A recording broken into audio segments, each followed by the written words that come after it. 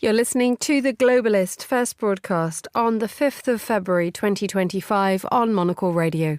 The Globalist, in association with UBS.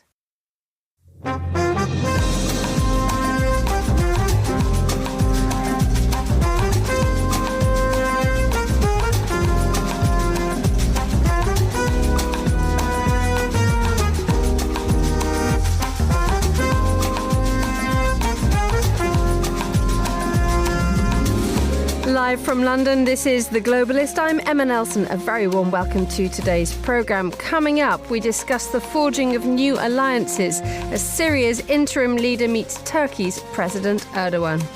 Also coming up, the U.S. will take over the Gaza Strip, and we will do a job with it, too. We'll own it. Donald Trump hosts Israel's Prime Minister Netanyahu at the White House, and that is what he said. We'll examine it later. Plus, a ceasefire is declared by rebels in the Democratic Republic of Congo. What happens now? A familiar face returns to Norway's politics. In what might be Norway's greatest political comeback in history, former Prime Minister and 10-year chief of Nato, Jens Stoltenberg, is returning to government as our new finance minister. Plus the papers and the latest food news too. That's all ahead on The Globalist, live from London.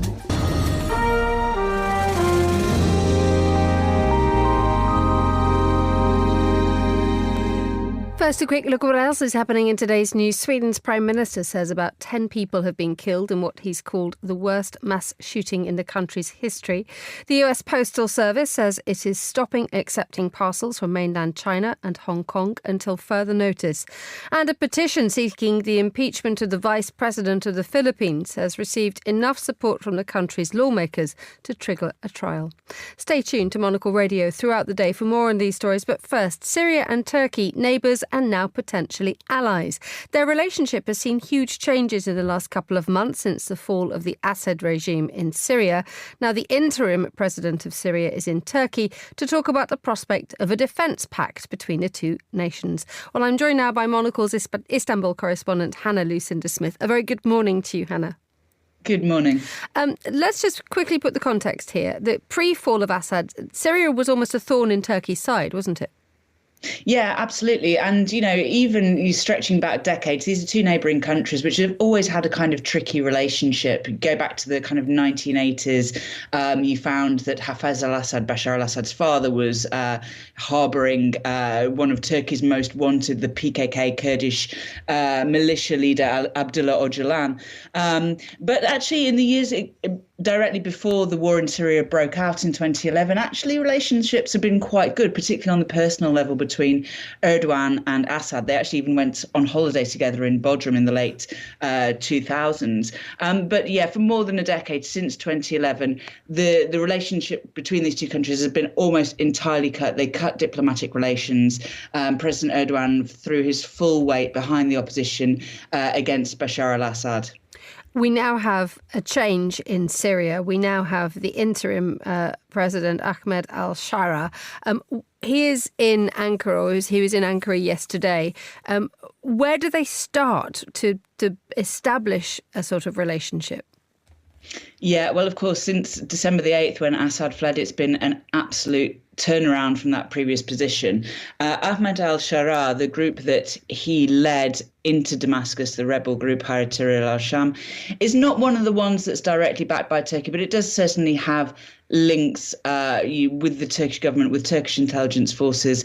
And it was with the backing of Turkey that those rebel groups managed to eventually reach Damascus. So clearly Turkey is in this incredibly strong position now to wield influence in the new Syria. And that's going to be in a number of ways. Of course, first of all, the basis of this is ideologically, they're quite similar. Ahmed al-Sharaa, of course, his group used to be a direct franchise of al-Qaeda. He's tried to move the group away from that, become kind of more open, more acceptable to Western audiences, more perhaps towards the kind of Islamist that Tayyip Erdogan is, the kind of Muslim Brotherhood Islamist.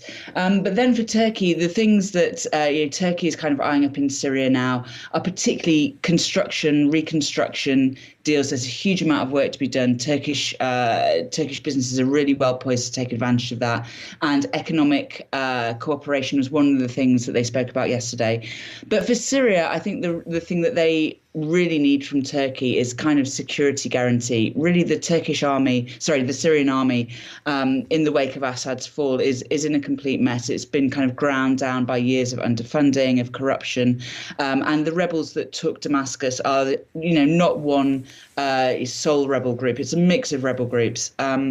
So one of the things that was discussed yesterday was this defence pact, which may include Turkey training the Syrian army. Also, of course, they also talked about what's happening in the northeast, the area that's controlled by Kurdish forces. That's something that, again, the two countries are aligned on. Both the new government in Damascus and Turkey want to see the end of that Kurdish enclave. So that was another thing on their agenda. We're also talking about establishing Turkish air bases in central Syria as well. Is that correct? Yeah, absolutely. And again, this would be a kind of continuation of the push by Turkey in recent years, really over the past decade, to try and expand its military footprint. We've seen that particularly in places like Somalia, where we've got the biggest Turkish overseas base. And again, Turkey's involved in training the Somali armed forces to help in their fight against al-Shabaab militants. And it seems that, again, Turkey wants to do something here. What's really interesting, of course, is that before the fall of Assad, that's exactly what Russia was doing. Really, the key kind of attraction of Syria for countries like Turkey and Russia as an ally or as a country that's almost sort of under its patronage is its location, this key strategic location on the Mediterranean at the kind of crossroads of Europe and the Middle East. And for Turkey, having air bases in that territory would be an incredible strategic advantage. Explain a little bit more about who wins here. I mean, you've said that obviously Syria needs help in so many different ways, but from what you've discussed, it feels like Turkey is the winner here. Yeah, I mean, I think, of course, there's advantages for both. This is not a hard decision for either side to make to try and move closer together and establish this kind of relationship. It was really interesting in those first days after the rebels took Damascus, how quickly Turkey sent, firstly, its spy chief, Ibrahim Kalin. He was in Damascus within about 3 or 4 days.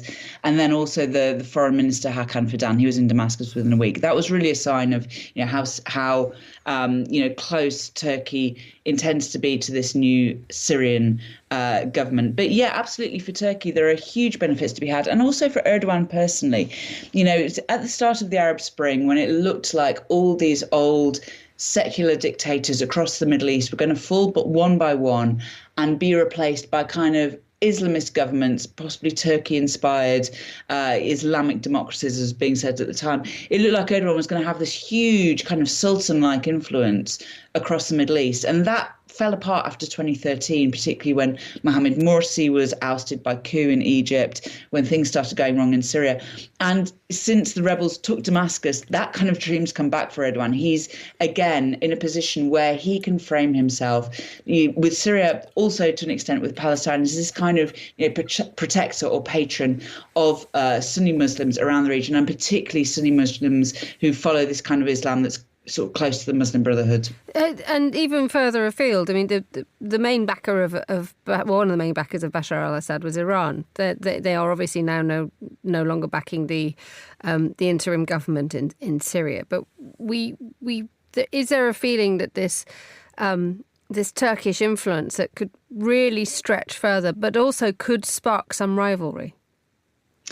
Yeah, I mean, I think what's very interesting is that the new regime in Syria, the new government in Syria, has sort of, it's reached out to the Russian government. It seems to be willing to sort of start talking to the Russian government. With the Iranian government, no, that seems to be out of the question. And I think that's because of Iran's own kind of territorial ambitions across that region. Of course, what Tehran wanted to do at one point was to build this kind of Shia arc of influence going from Iran through Iraq, through Syria to Lebanon, and that's kind of fallen apart. So I think certainly for now, Iran is out of the picture. Will it be happy staying out of the picture? Possibly not. Of course, even though Hezbollah in Lebanon, in the neighbouring Lebanon, has been severely depleted by Israel's attacks, they're not gone. So there is always the possibility, of course, that other interests will still be looking at Syria. Where are there other areas of cooperation here? I mean, we're looking at sort of economic, and also we can't forget the fact that a large number of Syrian migrants ended up in Turkey. Will they all be sent back now? Well, of course, this is one of President Erdogan's main aims. The refugees in Turkey, there's about 3.6 million Syrian refugees. That's according to official figures. Around 80,000 have returned since December the 8th. I think that's to be expected. Of course, the country's been in chaos for years. People aren't going to go back immediately. But one of the things that President Erdogan does want to do, and he's very open about this, is to start kind of moving some of these or a lot of these Syrian refugees back into Syria. So he's also looking for some way that, areas of the country can be stabilized, reconstructed as quickly as possible to try and start building some kind of deal so that people can start going back. Hannah Lucinda Smith in Istanbul, thank you so much for joining us on The Globalist. You're with Monocle Radio.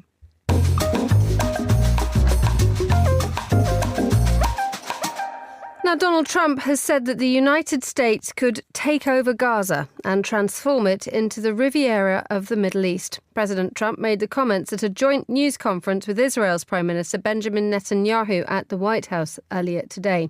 It followed a meeting between the two men with the Israeli Prime Minister, the first foreign leader to visit the new president in the White House. To gauge reaction to the statement and the meeting too, I'm joined now by Yossi Meckelberg, Associate Fellow with the Middle East and North Africa Programme at Chatham House, a regular voice on the region. Good morning, Yossi. Good to have you with us. Good morning, Emma. So seize Gaza. Your initial reaction to that, please. Well, the immediate reaction to say that I'm speechless, but it won't work on radio. And the reality is there is a very thin line between vision and madness, and I think we are much closer to the latter, to the earlier. It's not talking just, this idea is evolving or regressing, depends how you look at it in the last few days. And by now it seems that the United States wants to take permanently Gaza, basically to ethnic cleansing. It's again moved from 1.5 million, now talking about 1.8 million. The population of Gaza is around 2.3 million, most of them refugees that have been displaced a few times over this during the last 16 months. And basically so-called resolving the Palestinian issue, but not having Palestinians in Gaza. So I don't see anyone in the Middle East going to subscribe to it. And the idea of sending the president said that the United States not going to be involved in wars, actually suggesting sending troops possibly to Gaza. This something in my mind can only end in a disaster. Just to quote what President Trump actually said, he said all Palestinians in Gaza should be resettled, and that would be a permanent resettlement of the population in countries such as Egypt and Jordan. He said the US will take over the Gaza Strip and we will do a job with it. We'll own it and be responsible for dismantling all of the dangerous and exploded bombs and other weapons on the site. We'll take over that place, we'll develop it and create thousands of jobs, and it'll be something that the entire Middle East can be very proud of. This effectively upends decades of US policy, doesn't it? Yeah, it's a complete reversal or contradict the idea going back to at least the Oslo Accords, that a peace between the Israel and Palestinians is based on a two-state solution, and the Palestinian state would entail the West Bank in Gaza. And also, let's not forget, there are millions of Palestinian refugees living outside the West Bank and Gaza, including in Jordan, in Lebanon, and in Syria. Now, is this the end of the two-state solution? Is it suggesting, for instance, that a Palestinian state, if there is one, would be confined only to the West Bank? Or the next stage is actually the Israeli annexation of the West Bank and doing something similar with the Palestinian in the West Bank? This is honestly not only horrific, but a terrifying idea for Palestinians. And also, does it suggest an American occupation within the Middle East? Are they going to fight Hamas now in Gaza? I mean, when you read it line by line, what he suggests there is completely devoid of reality.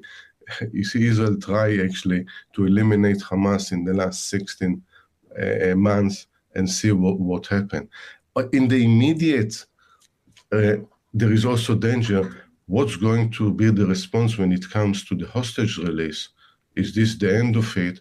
If that's what what Palestinians, what Hamas right now hear from the United States. Indeed, I mean the purpose in the build up to this meeting between Netanyahu and Donald Trump, the suggestion was that it was going to be used as a moment when the second phase of negotiations of the ceasefire were going to be discussed. To what degree do you think that actually happened? We don't know what happened between the two men. All we do know is that Donald Trump stood up and seized the headlines, and the narrative takes a sort of a handbrake turn and goes in a different direction. I mean, do we get any sense that actually some sort of, dare I say, normal conversation was held? I think the negotiation had already been delayed by 2-3 days by now. But from Palestinian point of view, they said, all right, what's happened next? We are releasing the hostages, and the next things that what our future entails is basically that most of us, maybe all of us, are going to be expelled. The next thing, if we want to defend our land, it's be against not only Israeli occupation, but against an American military intervention. It's not so. Either President Trump think about fighting them, and they will say, and he says actually in the press conference, if they won't release the hostages, the America will intervene militarily. Or he just doesn't understand how the Middle East operates, and he tells them, you have two options, either to leave, but the other option, which is probably more likely, that they will continue fighting. And at this point, I'm really worried about the resumption of the war and the fate of the hostages.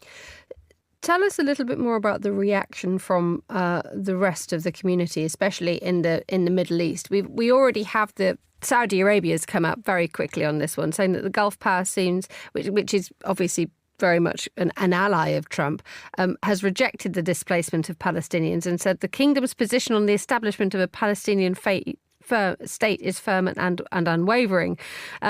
And it's said that, there will be any normalization talks that take place between Saudi Arabia and Israel will not have these, will absolutely outright reject this suggestion by Donald Trump. The repercussions are far and wide, aren't they?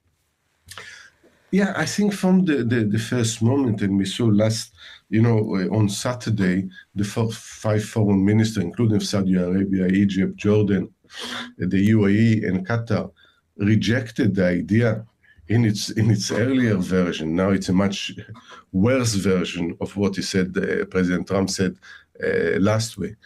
There are two things. One is the perceptual thing that this really undermines support. Any government that in the Middle East will accept this will suffer from real damage to its reputation and legitimacy across the region. They just can't afford.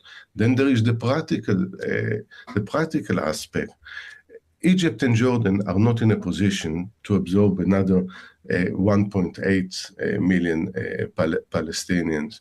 It will undermine the very social fabric on society, especially in Jordan, that was probably the most generous country in the region, one in the world, when it comes to accepting Palestinian refugees, Iraqi refugees, Syrian refugees, whenever wars broke out in the Middle East. The pressure, for instance, of natural resources, the lack of water, for instance, in Jordan. How is this going on to Pena? So there is the perception. What we have to put it on the table. What Trump suggests is basically committed a war crime. This is ethnic cleansing. Does he expect the Middle East to agree with that, with all the repercussions of what's happened if these people are pushed into their countries? I don't think so. How seriously do we take this, Yossi, given the fact that the tendency to say things is something that we're going to have to get used to with Donald Trump. But also, it is, 2 years since Donald Trump's son-in-law said that Israel should bulldoze Gaza and should turn it into a waterfront property, remove civilians and turn it into a sort of a luxury, what Donald Trump said yesterday. This has been said before by members of the Trump group. Does that suggest that there is a firm plan behind it? Yeah, I think it's different when the son-in-law of a former president says something and we can just shrug our shoulders. It's very different when the president in the White House says something like this. We can't afford not to take it seriously, even if it's just tactic to get something much smaller, to get something else, to push people to into agreeing something. I think there is limits to this negotiation tactic. Talking about, yes, the beach in Gaza is beautiful, the sunset is beautiful there. I can attest to that. But this is not the point. This conflict is not about only real estate. It's about national aspiration. It's about human beings that have suffered immensely over the last 76 years. He should first and foremost learn the Palestinian concept of sumud. Sumud is perseverance, is the people that stay on their land and hold to it because they believe this is their country. They don't think that Jordan or Egypt, or even if Donald Trump wants to take them to the United States, you'll find out that most of them don't want, or the vast majority don't want to settle, not in Europe, not in the United States. They want to live on their land. Yossi Mekelberg, thank you so much for joining us on Monocle Radio. Still to come, we'll hear why Jens Stoltenberg is making a comeback to Norwegian politics, and we'll enjoy a bit of food and drink courtesy of the host of the menu, Chiara Rumela. So stay with us. UBS has over 900 investment analysts from over 100 different countries. Over 900 of the sharpest minds and freshest thinkers in the world of finance today. To find out how we could help you, contact us at ubs.com.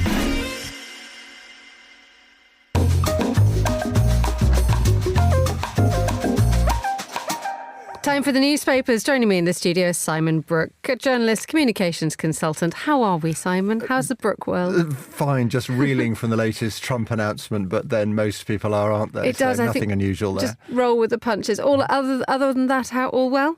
Yes, very well, thank you. Good. Yeah, absolutely. Glad to have you with us. Thank you.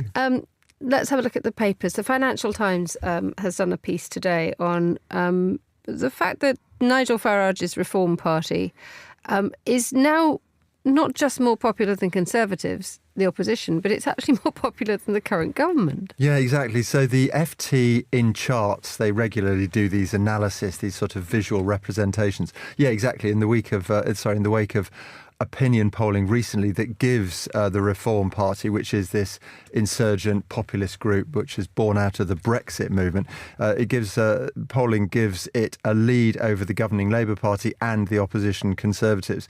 And so, yeah, the FT asked whether Reform could win the next election. Admittedly, it's nearly 4.5 years away. And the paper points out that the record for third parties in the UK is not really promising. We've had this two-party stranglehold, Labour and Tories, in Parliament for over a century. And unlike our European neighbours, we have little experience of a coalition government. The last time it happened was, for instance, in 2010, and it didn't end well for the minor party there, which was the Lib Dems. The first big test, the FT points out, for the Reform Party will, of course, be the local elections here in the UK, which take place in a few months.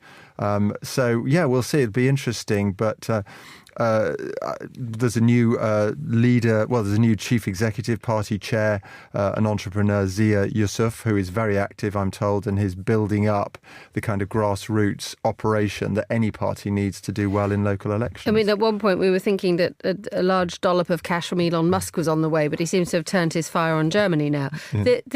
The question here, though, is this because Reform is getting stronger, or is it because the Conservatives have just had a disastrous exit from government and Labour is not doing well. Let's put it that way. Well, exactly. No, yeah, I think it's a lot of that. Reform is a protest party. It's very easy when you're in opposition to promise everything to everyone. And I think it's interesting, of course, that even though we saw this Labour landslide last year, it was called a loveless landslide because, in fact, there isn't a lot of enthusiasm for Labour, and the party has already fallen considerably during the polls. Sir Keir Starmer, the Labour leader, current Prime Minister. Yeah, exactly. The next Prime Minister is particularly unpopular. But I think the challenges for reform, as I say, will be building that grassroots support.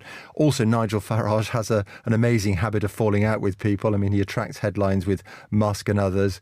If you're going to recruit a large number of candidates very quickly, the chances are that some of them might have skeletons in their cupboards and might be quite embarrassing, but we'll see. Let's move on to the New York Times' profile of the new British ambassador to the United States, Peter Mandelson. It makes a very strong point that Mandelson, in the 4 decades that he's been in politics, has rather enjoyed the limelight. Yet it is assumed that the role that he now will take in Washington is to keep the United Kingdom out of Trump's eye line. What a strange thing to do. You normally go as an ambassador. It is your job to promote your country. This one is actually to sort of shore it up against damage. Yeah, exactly. So the New York Times points out that few British diplomats have taken on a job as fraught with political risk as Mr. Mandelson. Well, he's Lord Mandelson, but anyway, Mandelson. And the paper says, as he packed his boxes, Mr. Mandelson was keeping an eye on Mr. Trump's latest exchanges with Canada and Mexico after the president had imposed and then paused sweeping tariffs. So as you say, it's very much a job here about making sure that the UK doesn't join Canada, Mexico, and of course the EU in the crosshairs of the new president. And there's a typical, you can see the kind of way that Mandelson is going to be handling this with a quote here in the New York Times profile. We have a balanced trade relationship with the US. It's balanced in goods, it's balanced in services. So this idea of there's nothing to fear from us, don't look here. This is very much his message. But as you say, and the New York Times points out, Peter Mandelson is one of those people who, in a 4-decade career, it says he thrust himself repeatedly into the spotlight, and it goes on to say that he has a reputation for swagger and sharp elbows. The other thing I think might be interesting is that he had to resign from the British cabinet twice over money and business. He's been working in business for the last 20 years or so, and I wonder whether there will be some embarrassment during his tenure as UK ambassador in Washington, some embarrassment over his activities and the contacts that he's had, whether that could erupt over the next few years. Indeed. I mean, there's been quite a lot of talk about connections with Chinese business, which will obviously be a problem. Let us move on finally to an article in the Times which suggests that the French are being told to wear their jeans not once, not twice, but 30 times before they go in the wash. Yeah, I have some wearing jeans now, and I'm just wondering. Yes, OK. So there is an agency in France called the Agence Française de l'Environnement de la Maîtrise de l'Énergie, which is it's also known as, rather more snappily, as the Ecological Transition Agency. And it has the idea that they're mastering energy. Yeah, exactly. Mastering energy, absolutely. Mastering energy. And also mastering their laundry, it turns out, because apparently, according to this government agency, the new advice is that you should change your underpants every day. Good. But wear the same T-shirt for up to 5 days and your jeans, as you say, for 30 days before washing them. Now, this might sound like pretty obvious advice, but what's causing such... There's probably a joke about hot water or something here, I don't know, something like that.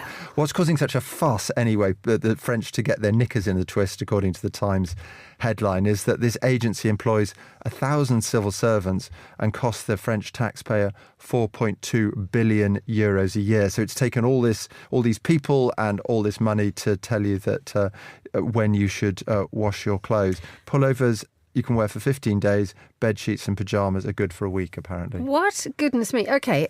What I quite like, and I think I'm going to start something with you, is we're going to have to do Times French bashing. Because every time you come in, you bring in a story about how the Times likes to sort of rub up the French the wrong way. It's actually a thing. And so now we have a challenge from henceforth.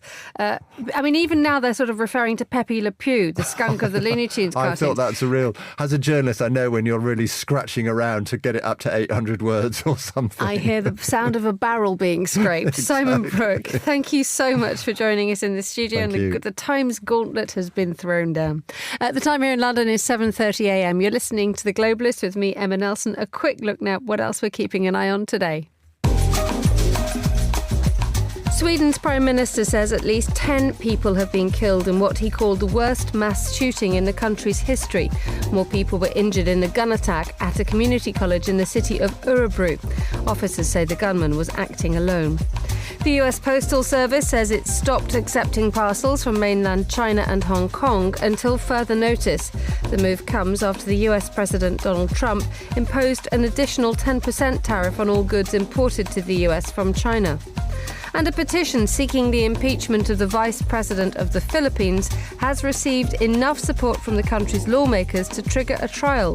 Vice President Sara Duterte, who's the daughter of the country's former president, has denied any wrongdoing. The grounds of her impeachment aren't clear, although there have been protests over the alleged misuse of public funds. This is The Globalist. Stay tuned.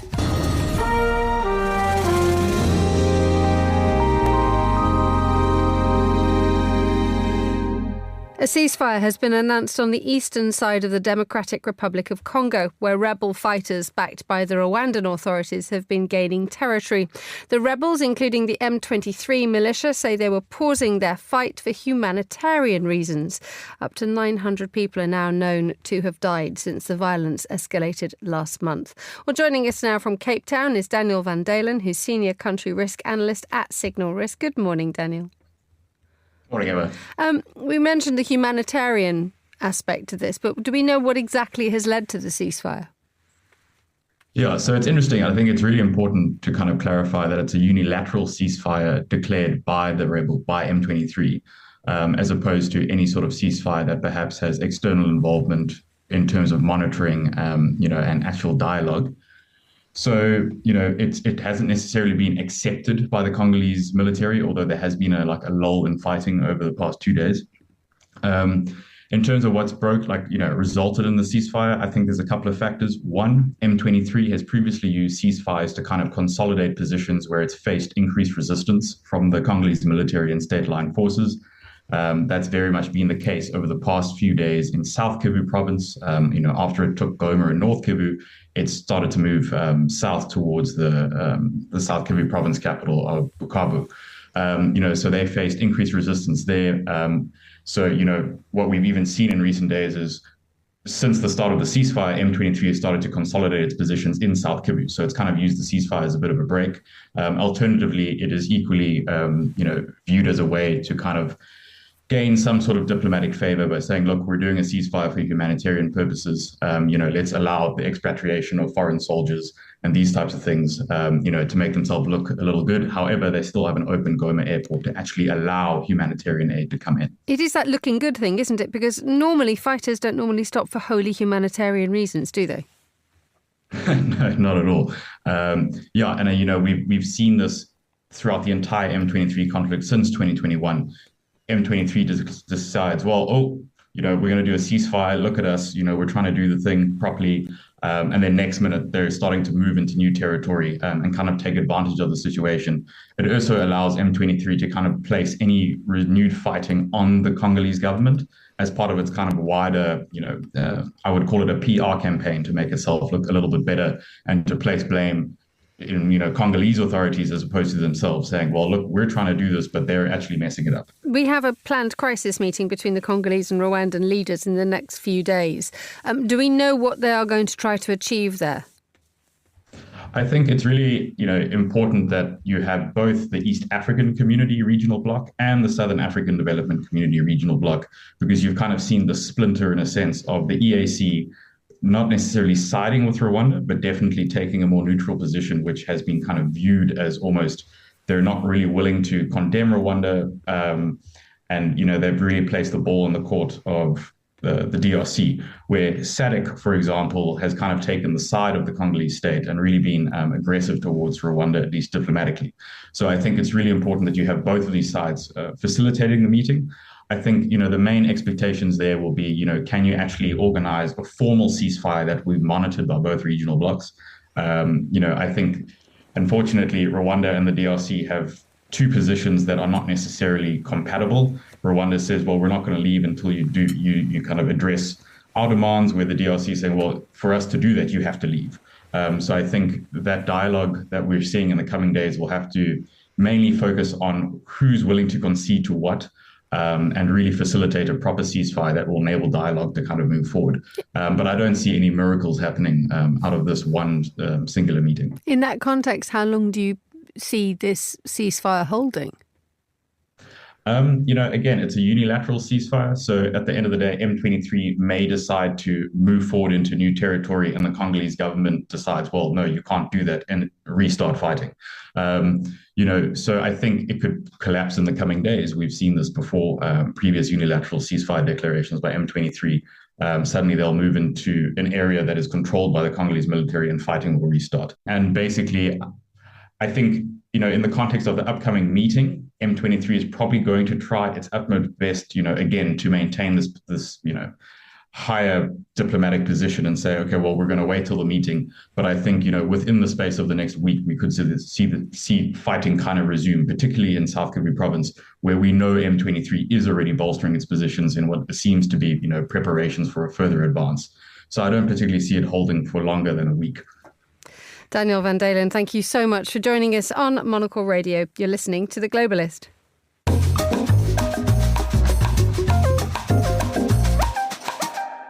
Now, the former Secretary-General of NATO, Jens Stoltenberg, is making a return to the political front line. Mr. Stoltenberg is to take up the position of finance minister in the Norwegian government. This is big news for Norway, as we'll find out now from Gunnar Gronlid, Monocle Radio researcher, resident Norwegian, who drew our attention to this story yesterday. And it was really a sort of, you have to hear this. This is absolutely huge news. Welcome, Gunnar. Thank you, Emma. Yeah, this is massive in Norway at the moment. It's just non-stop headlines about Jens Stoltenberg coming back. He's sort of like the prodigal son who's gone out into the world, led NATO, and now is finally back in Norwegian politics, which no one was expecting. What's the context then? Why is he doing it? Well, so what happened last week was that basically the Norwegian coalition government between the Labour Party and the Centre Party completely collapsed over a disagreement about implementing a new EU energy package. So the Centre Party were completely against this. They didn't want to give more power to the EU. The Labour Party wanted to appease the EU. So the Centre Party just dropped out completely, and this became absolute chaos. Now, Labour has in less than a week formed a full new Labour government. It's the first time in 25 years that we've had a complete Labour government.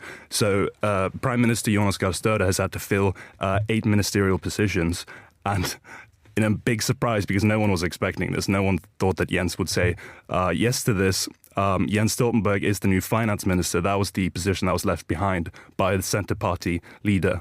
Do we have any sense of whether this was a planned comeback, or whether this was, as you say, the Prime Minister sort of scrabbling around for brains to try to pull a government together? I mean, that sounds like sort of quite a disparaging description of calling back one of the country's finest political minds, and indeed one of the finest international geopolitical brains. This definitely was not planned. I think Støre basically took the opportunity last week. Apparently on Thursday they knew that this was going to happen, that Labour needed an all-new government. On Friday he called Jens Stoltenberg and just sort of put it out there. But Stoltenberg was set to be the new chair of the Munich Security Conference, which starts next week, and where our dear Andrew Muller will also be present. Maybe he would quite like to chair it now that there's a vacancy yeah, at the indeed. top. And he was also going to co-chair the very prestigious Bilderberg group as well. So he had these very prestigious positions internationally that he was ready to take. He got the call on Friday. They sort of just put it out there. On Saturday, Støre apparently went on a little ski trip. And after the ski trip, he dropped by Stoltenberg's house and asked again. And Stoltenberg surprisingly said yes. Støre himself said he did not think that he was going to say yes. Stoltenberg said this was not part of my plan, but he's coming back to sort of help his country in a very critical moment, because, of course, with Trump's new tariff threats, the trade wars. Norway's very scared of being sort of pinned between the EU and the US there. They could sort of get a double whammy there. Stoltenberg was known during his time in NATO as sort of like a Trump whisperer for sort of getting Trump to walk back from his threats to NATO, and also rallying the rest of the NATO alliance to sort of up their defense budgets and so on to appease Trump. So he's basically like the most perfect, also overqualified, arguably, person who could have gotten this role. He also was, just to mention, he was finance minister before, back in 1996 and 1997. And of course, the reason why we love him so much is that arguably he was one of the best prime ministers we've ever had in the period of 2000, 2001, then 2005, I believe, to 2013. A lot of people look back at that time, the Stoltenberg years, so nostalgically. Everyone sort of wants back to this period. This was the time when everything was green and we were becoming richer, we were becoming more respected. And the last few years have sort of plateaued a little bit. The economy's plateaued, the energy prices are rising, and Sturde's Labour Party is the least popular Labour Party that we have ever had. The polls at the end of last year were putting the Labour Party at about 14-16%, which is the worst they've ever been. So Labour was really in crisis. Everyone was sort of agreeing that by the election in September, they had no chance of winning. And now everything is back up in the air. Now no one really knows what's going to happen, because with Stoltenberg as this face in the Labour Party, they actually have a real chance. I wonder whether Stoltenberg can do this again, though, because there is the old adage that no political career ends in glory, and he perhaps has been the exception to the rule up until now, because he obviously left when all was well, and to have him back, it heaps an enormous amount of weight on his shoulders, doesn't it? He's got to get all of this right. Absolutely. And I think people are sort of right to be hopeful at the same time, because he already proved when he was prime minister the first time, which was only a 1-year period, he achieved more in that 1 year in government, which is also a coalition government, if I remember correctly, than almost any other prime minister. That was when the budgetary rule was put in the oil fund. It's one of the main reasons why Norway didn't fall into the resource curse, as it's called. Once we became rich of oil, he really steered the economy incredibly well, and he did that in a very short span of time. So it is possible with him now at the helm. The finance minister is obviously going to be involved all over government and internationally. He does have that kind of rallying power and the power to deliver on the policies that he goes after that no one else in the Labour Party has had. So he does have a real opportunity here. We'll see if he's rusty at all with the domestic politics, but I sort of doubt it. Gunnar Gronlid, thank you so much for joining us on Monocle Radio. You're listening to The Globalist. UBS is a global financial services firm with over 150 years of heritage. Built on the unique dedication of our people, we bring fresh thinking and perspective to our work. We know that it takes a marriage of intelligence and heart to create lasting value for our clients. It's about having the right ideas, of course, but also about having one of the most accomplished systems and an unrivaled network of global experts. That's why at UBS, we pride ourselves on thinking smarter to make a real difference. Tune in to The Bulletin with UBS every week for the latest insights and opinions from UBS all around the world.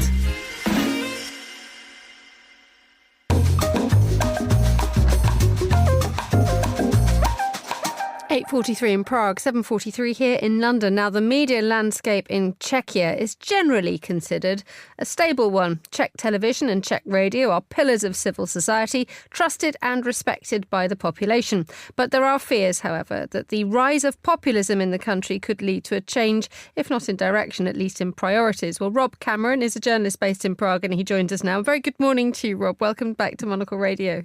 Good morning, Emma. So just for the context first, the Czech media landscape, as I've just said, it's a pretty solid one, isn't it? It is, yes. But I mean, it's under the same pressures that media find themselves throughout Europe, not just Central Europe, countries like Slovakia and Hungary, which have obviously been under enormous pressure from governments there, but also countries, I think, everywhere with public broadcasters that are struggling with government pressure, efforts to change their funding structures, efforts to reduce their budget or not increase license fees and so on. So that's pretty much what's happening here as well. And the big question on everyone's lips is, can the Czech Republic's very solid, very stable public media withstand these pressures? It has in the past, but it appears that there is less confidence that it can do so in the future. But we won't know that, obviously, for a few months yet, and the elections in the autumn and a new government. What's led to this drop in confidence? I think several factors. First of all, I think it's just a simple fact that the rise of far-right nationalist forces across the continent, and especially in Central and Eastern Europe, has placed enormous pressure on public media, media that tried to remain objective and impartial. I mean, just look across the border in Slovakia, where Robert Fico, this leftist populist figure, is now has formed his fourth administration, which came to power at the end of 2023, and he almost immediately took aim at the country's public broadcaster, Slovak TV, and radio. In fact, it was originally called something else. It was called Radio Television of Slovakia. That was abolished and placed under much closer state control with a new name, and several journalists and several editors were essentially forced out, including the director. And the organization is now essentially emasculated and really towing the government line. That's Slovakia. That's not the Czech Republic. But I was speaking recently to several friends, colleagues and associates in Czech TV, asking them, what happens when there are elections here? It's the populist former Prime Minister, billionaire Andrej Babiš, who appears in the best position to form a new government. What happens if he takes aim at the country's public media? I said, surely, we're not Slovakia, we're not Hungary. The Czech Republic is a far stronger civic society. And they said, look, don't be naive. Look at Slovakia. The Slovaks said, we're not Hungary. And now what's happened there is very much mirroring what's happened in Viktor Orban's Hungary. And they're worried that the same thing can happen here in Prague. How much are the very widespread concerns about finance a factor here? We have seen so many national broadcasters being subject to pressure or influence or indeed public criticism at a time when budgets are getting slower and smaller and smaller, shrinking. And then you end up with an enormous battle on your hands, not just externally, but internally within broadcasters. Yeah, there is obviously concern at that. And this comes at a time when Czech MPs will begin debating an increase in the license fee, both Czech TV and Czech radio, which are separate broadcasters, separate institutions. But again, Mr. Babiš, the opposition leader, the man who is widely tipped to return to power, or at least his party will, in the autumn, he says, no, let's change the system. It's unfair at a time of rising inflation and the cost of living crisis to ask people to pay more to listen to TV and to watch TV and listen to radio. Let's turn it into a state-funded organization rather than one that is funded by a license fee. And let's combine the two. Let's create one single broadcaster from two to make it much more efficient. Most people I've spoken to said that's simply not going to happen. It doesn't really save money to do that. It's very unlikely that it will come to pass. And the question then becomes, okay, if he does try and make it a state broadcaster, a state-controlled broadcaster, rather than a public one, as has happened in Hungary, and as has kind of move towards that setup in Slovakia, whether there will be real pushback against it. I mean, the degree of pushback, is there a sense that were there to be attempts to change not just the structure, but the funding, and indeed to increase various parties' influence on the way that on broadcasters, that anybody who tried to change it would actually come up against a proper resistance that could actually stop this from happening? Or is, as you say, a genuine fear that Slovakia, Hungary could repeat itself in Prague? I think there is a genuine fear that could happen. 23 years ago, there was an attempt to essentially change the the leadership and the management of Czech TV, and there were mass protests. There were the journalists, TV journalists, went on strike on air. They were standing in front of the cameras and saying, no, this is absolutely unacceptable. This is politicians really overreaching and trying to directly control the output of Czech TV. In the end, the director that was put in place ended up stepping down after a few weeks of real social tension, as the Czech TV was surrounded by crowds of supporters who were supporting the journalists, who were essentially barricaded inside the newsroom.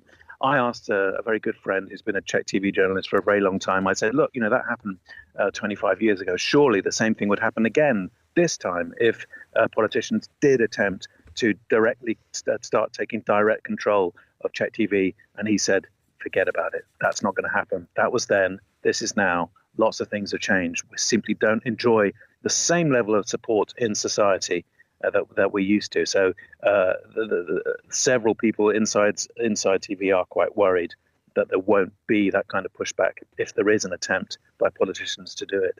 Rob Cameron, thank you as ever for joining us on the line from Prague. You're listening to The Globalist. We're live on Monocle Radio.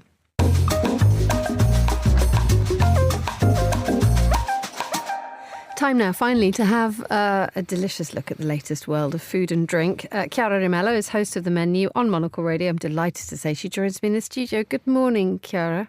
Good morning, Emma. I'm glad I've had a delicious Monocle Cafe coffee to start the day. Yeah, I was going to ask you, what are we having to eat today in the Chiara Rimello world? I'm actually going for breakfast with the producer of this show, Carlotta. So, yeah, the royal treatment. Wonderful. Where are you going? We'll have to decide diplomatically afterwards. Okay, fine. When you do go out, do you eat? Because I think one of the things that you wanted to draw our attention to was, and I think there's a really good article in the Financial Times about this, is the rise in the number of people who are taking these weight loss injections. And I went out for lunch with a friend of mine a few weeks ago who was on one of them. And I must confess, it was phenomenally depressing, not least because my friend just sort of pushed a tiny portion of something around a plate and genuinely didn't want to eat anything. I had done what I normally do, which is got myself a little bit of an appetite so that I could enjoy my lunch. But by the time I got there, because there was no enjoyment being had by my friend, I just felt greedy and guilty, literally, for just sort of face planting in my casserole. But and this is not just my personal problem. This is a phenomenon, a huge problem, and it's causing massive problems for restaurants.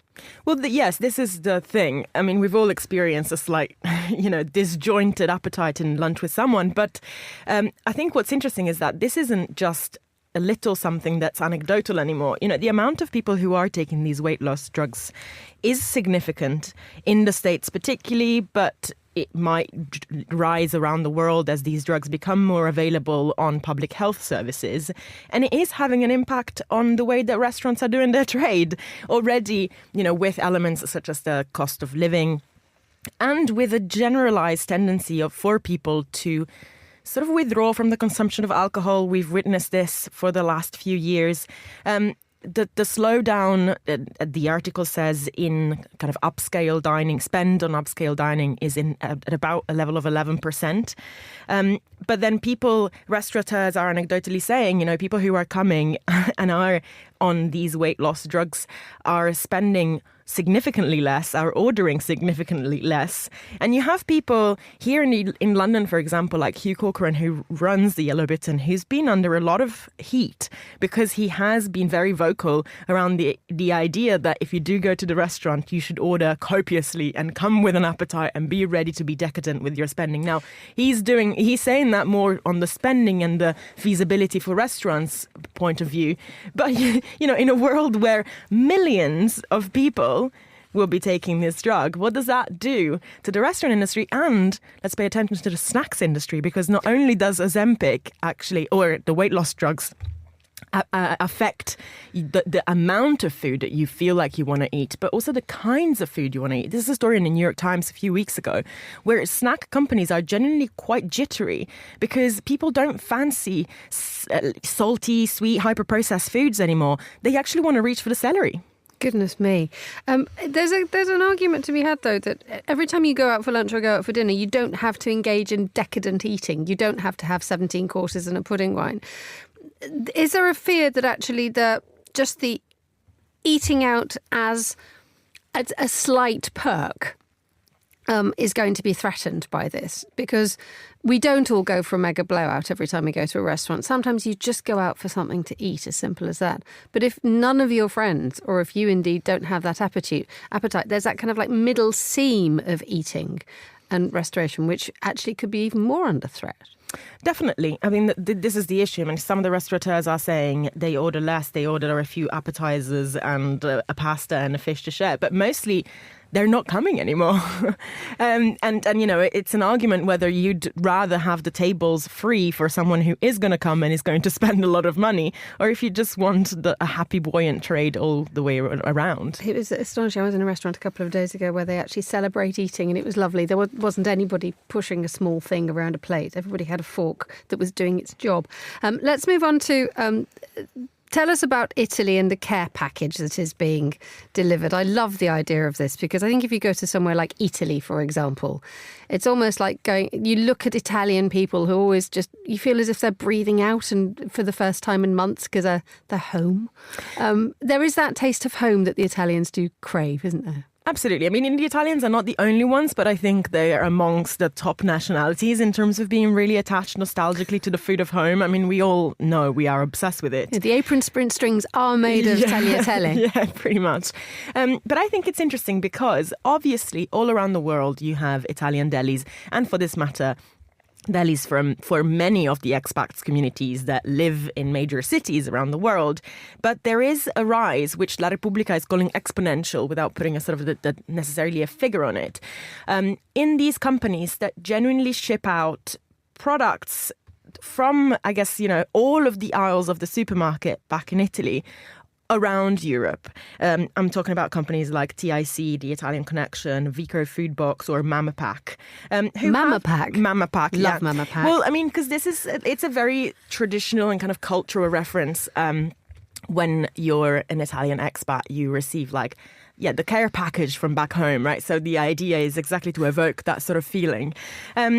We're talking about companies that have in the region of 90,000, 75,000 users who will let you source products from Italy at a price that is compatible with the Italian price rather than the one that you'd get at the supermarkets in the country that you're living in. But I think most interestingly, it's this idea that there are certain specific foods that are not high-end foods that people genuinely really crave. And so when all these people were asked by La Repubblica, what is it that people order the most? It's always gocciole, so the breakfast biscuits.